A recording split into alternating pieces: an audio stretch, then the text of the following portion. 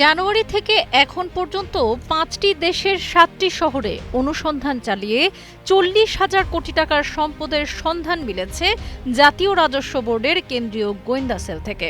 যেই সম্পদ বাংলাদেশ থেকে অর্থ পাচারের মাধ্যমে পৃথিবীর বিভিন্ন দেশে গড়ে উঠেছে।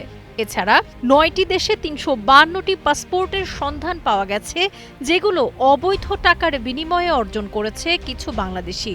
এমন তথ্যই মিলেছে রাজস্ব বোর্ডের কেন্দ্রীয় গোয়েন্দা সেল থেকে।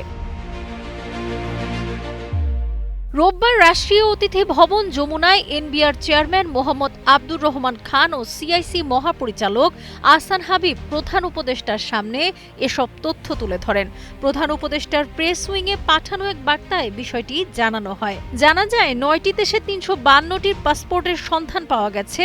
আর দেশগুলো হচ্ছে Antigua and Barbuda, Austria, Dominica, Grenada, Saint Kitts and Nevis, North Macedonia, Malta, Saint Lucia এবং তুরস্ক।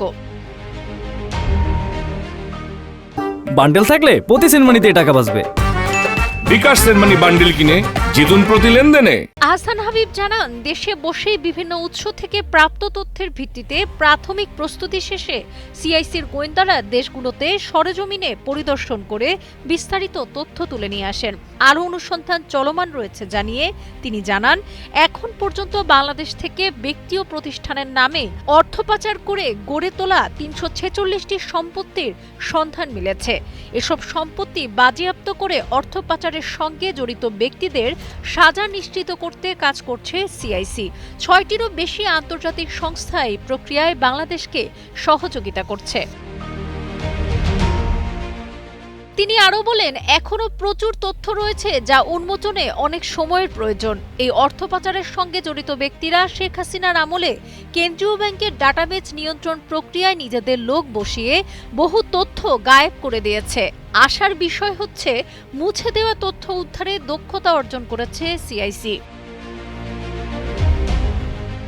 এ বিষয়ে প্রধান উপদেষ্টা জানান, অর্থ পাচারের সঙ্গে জড়িতদের চিহ্নিত করে আইনের আওতায় আনতে দুদক, সিআইসি ও পুলিশের সিআইডি সহ অন্যান্য সংশ্লিষ্ট কর্তৃপক্ষের সমন্বয়ে যথাযথ ব্যবস্থা গ্রহণ করতে হবে।